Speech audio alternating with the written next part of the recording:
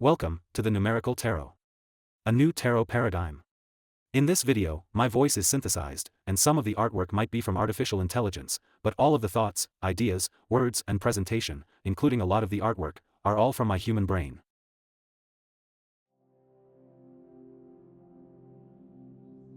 If you've been watching all my videos so far, you know about my Quintagrams, and how I organize all my ideas about tarot, numerology, life, the universe, and everything onto a grid matrix. With this matrix we can talk about individual cards by referencing their number and suit.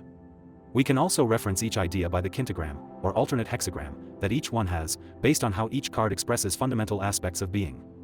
At one point, I thought another interesting way to study each card and the ideas of each cell of this matrix would be to establish a linear sequence through all the cards of the matrix. Each suit is already a linear sequence, but the question of where to start and end an overall sequence of all the cards remained open. I thought that an interesting way to solve this problem would be to address the cells of the matrix randomly, to give each card a random number. I then thought that a good way to figure out who gets what number would be to use a magic square. A magic square is an interesting phenomenon of mathematics wherein a grid of numbers have rows and columns, or rows, columns, and main diagonals that add up to the same total in all these different directions. That's about all I knew about magic squares, as this idea came to me. So I went out looking for a good 9x9 magic square that I could use. That took me down a rabbit hole that led to an interesting outcome. I looked at a lot of 9x9 magic squares, and learned about some of the common ways of making them. They don't come about through brute force. They come about by way of logical, mathematical procedures. The results of some of these procedures were pleasantly random and chaotic looking. Others allowed the predictable, logical procedure being used to remain too apparent and visible. Some results only allowed for the rows and columns to have the same total. Others allowed for the rows, columns, and main diagonals to have the same total. Others would also allow for a smaller magic square to appear within the larger 9x9 square. Some of them would focus on the individual 3x3 blocks that make up the 9x9 square. Others just ran numbers through the whole square as one logical procedure. At one point, being very naive about how these squares were made, I thought it would be cool to have the last number, 81, show up in the center of the matrix to end the whole progression. The center of the matrix being a special place of neutrality where none of the aspects of existence being illustrated in the cards applies, a kind of non-existent place that would describe the kind of detachment required to achieve what this study of consciousness calls engrayment. The center square will always be about that divine concept, but there turned out to be only one way of making a magic square with 81 at the center, and it was by using a procedure that was not my favorite one that I had seen thus far. So I eventually gave up on that idea, and continued looking for a 9x9 square that would appeal to me as sufficiently amazing, even though it would likely have the number 41 at its center. At least 41 reduces to a 5, which would be appropriate to the idea of a neutral point. My search for the perfect 9x9 magic square ended when I came across someone's blog page that featured a square that they had made. It used a procedure where numbers are placed onto the grid in a manner identical to how a knight moves on a chessboard. I actually had used this method when trying to get the result of 81 in the center. I started with 81 at the center and used this knight's move method in reverse. It worked, but the results only got me rows and columns to total the same, and not diagonals. But the magic square on this blog page was different. It had numbers totaling the same in all directions and then some. It had a smaller magic square within the larger square. It had secondary and tertiary diagonals adding up to the same total, and, when combined, adding up to the main total. It was amazing. I wrote a letter to the author of this square to tell him how great I thought it was. He didn't seem too enthusiastic about it. I told him about a piece of art that I had created based on his square, and asked him if he wanted me to include his name as the author of this square. He was very humble about the idea of having his name on a square, as no one really owns such a thing. But other mathematicians have squares whose discovery is credited to them, with their name attached. So I told him I'd include his name, or his handle, Mathematician. So I call this the Mathematician square. Obviously, I am not a mathematician myself, or an expert on magic squares. I had learned a bit about them at this point, but certainly not an expert. But somehow I could tell that this Mathematician square was special. It used the same knight's move method that I had learned about earlier, and had seen other people use. But for some reason, the outcome that I had seen of others using this method did not produce the same results as this Mathematician square. There was something about starting with 1 just below the center cell, and executing the knight's move by going down 1 and over 2, or over 2 and down 1, that produced this very special result. I was excited to have found a 9x9 magic square that was not only unique, but that also had so many amazing features. Let's take a look at what those features are. A lot of people producing magic squares are happy if they get the rows, columns, and the two main diagonals that run from corner to corner to total the same amount. In the case of a 9 by 9 grid, that total is 369. Some manage to get that smaller 3 by 3 magic square within the larger square by having the numbers in the squares that are at the center of each 3 by 3 block to add up to a different total of 123. Others manage to get diagonals, other than the two main diagonals, to total to the same amount. This would be the diagonals that run through the center squares of each 3 by 3 block. If one of them totals 246, and the other totals 123, then 123 plus 246 is equal to 369. An amazing result. The Mathematician Magic Square does all of these things and a bit more. The Mathematician 9 by 9 Magic Square has rows, columns and main diagonals that total 369. Here are the rows. Here are the columns. Here are the diagonals. It also has what I call secondary diagonals, that run through the center squares of 3 by 3 blocks, that total 246. It also has what I call tertiary diagonals that total 123. It also has what I call hidden rows, columns and diagonals that all total 246. Here are the rows. Here are the columns. Here are the diagonals. It also has a smaller 3 by 3 magic square that is made from the center squares of each 3 by 3 block.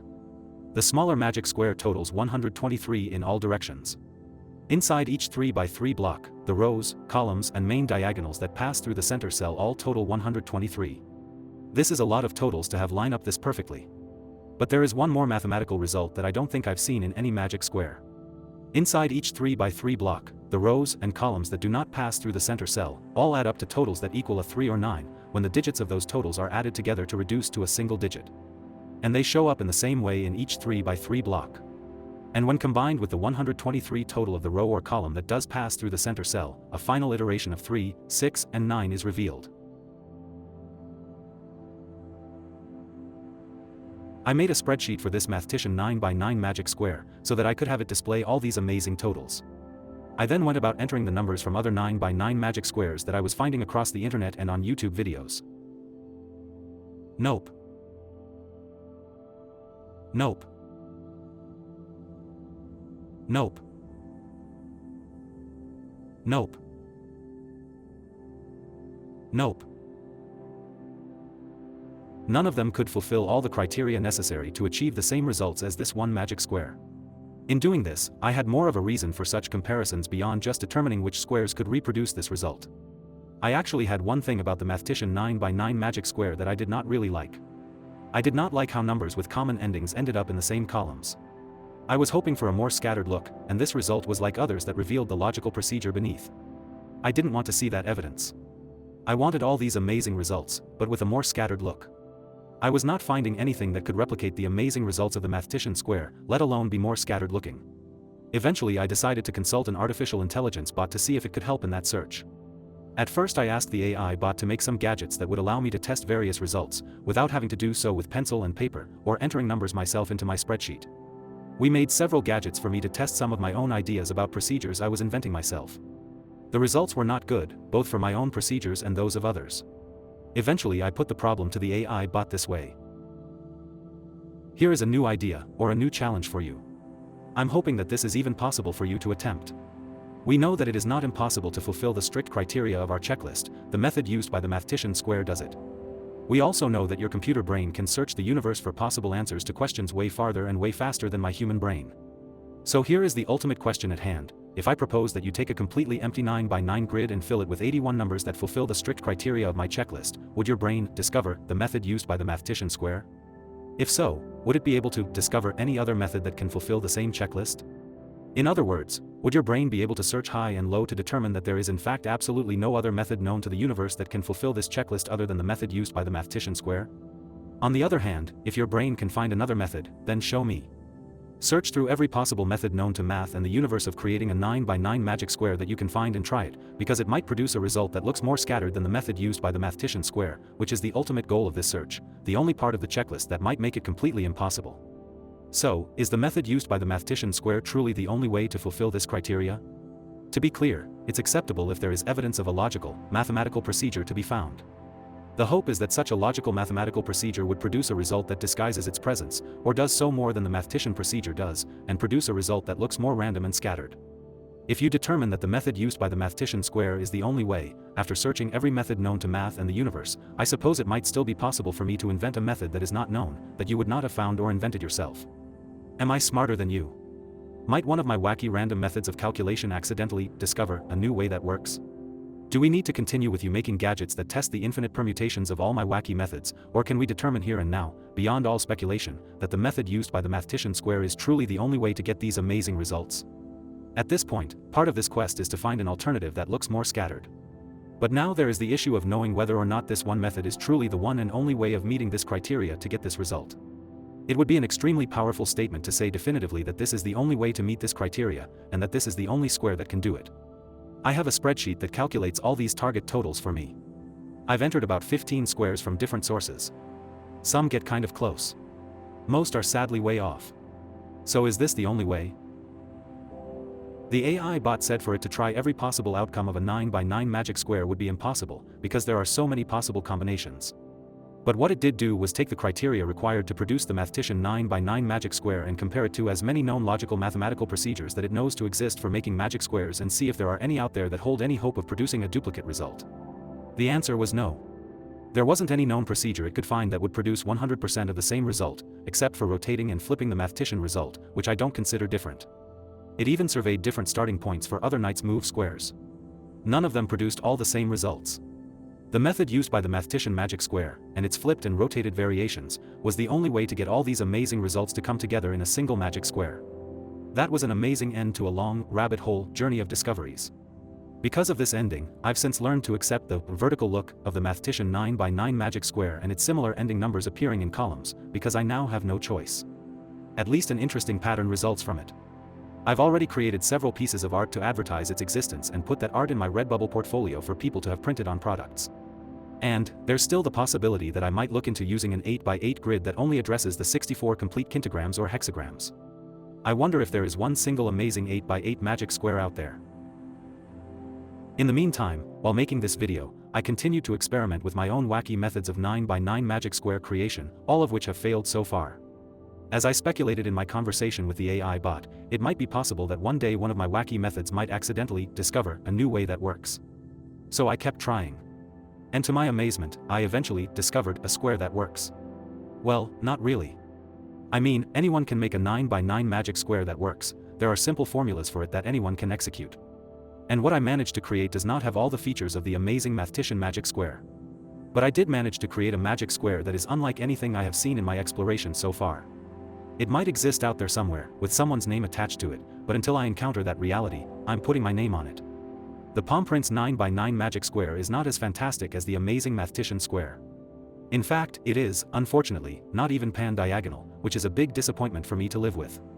But it does have one particular quality to it that might make it a better choice to be superimposed over my quintagram grid. Like the mathematician square, it has similar ending numbers that show up together, this time in rows.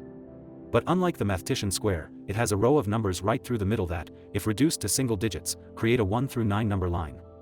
Above and below that straight across path, the other numbers are sufficiently scattered. Occasionally there are sets of numbers that are less scattered by appearing together in a diagonal sequence, but overall, the scattering of numbers is pretty good. Having that straight across sequence being a dividing line between 4 rows above and below, matches the layout of a quintagram grid very well. So, even though this square is not as amazing as the mathematician square, it might be a better fit for the task at hand. The Palm Prince magic square does not have a lot of features to brag about. But the one great feature that it does have, that makes it a bit unique, is having not 1, but 4, 3 by 3 sub-squares. As mentioned, a lot of magic squares only have rows, columns and main diagonals that total 369. Some manage to include a 3 by 3 sub-square that is made by combining the center squares from the 9 3 by 3 blocks that make up the 9 by 9 square. In this magic square, every number along the middle row, column, and both main diagonals, can be combined to create 4 nested 3 by 3 sub-squares within the 9 by 9 square. That's kind of cool. This unique formation makes this design fit well with the quintagram grid. It would have been great if it had been possible to have all the numbers that reduce to a 5 occupy the middle column, but the math of it all just didn't work out. The restrictions imposed by having 4 nested sub-squares did not allow for much flexibility with other features. In addition to the quintagram grid, this unique formation of 4 nested squares also makes this design fit well with an important concept this study uses to describe the nature of existence, that of 4 nested spheres, with a point at the center. These are all concepts and ideas that are covered in previous videos.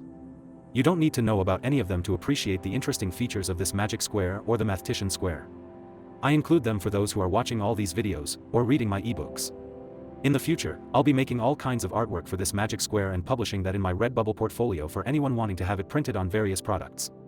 Until then, enjoy these for what they are, and if you are following along with all these videos, look for an interactive gadget in the future that will allow you to click each cell of this palm print square to reveal more information about each card in this tarot deck, as they describe important concepts of existence and life. That's all for this video. Thanks for watching. Hope it all made sense. Links to ebooks, decks and merchandise below. And, if anyone is interested in drawing a deck based on this system of organization, don't hesitate to contact me for a collaboration.